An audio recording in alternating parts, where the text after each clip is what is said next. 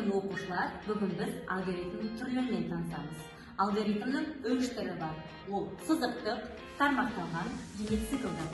Енді осылардың әрқайсысын жеке-жеке тоқталамыз. Сызықтық алгоритмде басы болады. Содан кейін бірінші әрекет орындалады. Әрекеттер, яғни кезекпен кезек орындалады. Неше әрекеті бар, сол әрекеттер кезекпен кезек бірінен соң бірі орындалады. Содан кейін соңы.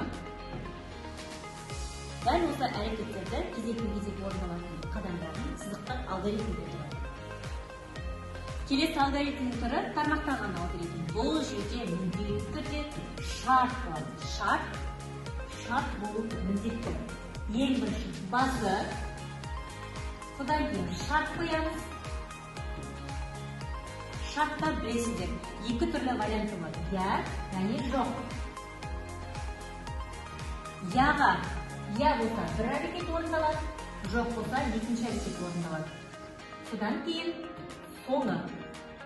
Оған мысалға, бүгін күн 30 градус болса,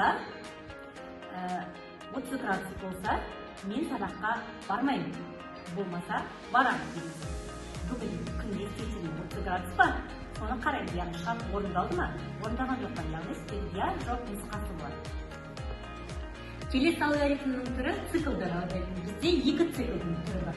For және while циклдері. Бұл жерде, яғни басы басталады. Содан кейін шарт қойылады.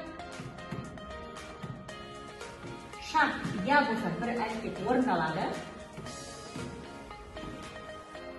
Ал жоқ болса, бұның екінші әрекеті бұл шарт орындалғанға дейін орындалай беретін. Содан кейін соңы, яғни цикл дегеніміз бір әрекетті қайталанай беру керек деген сөз.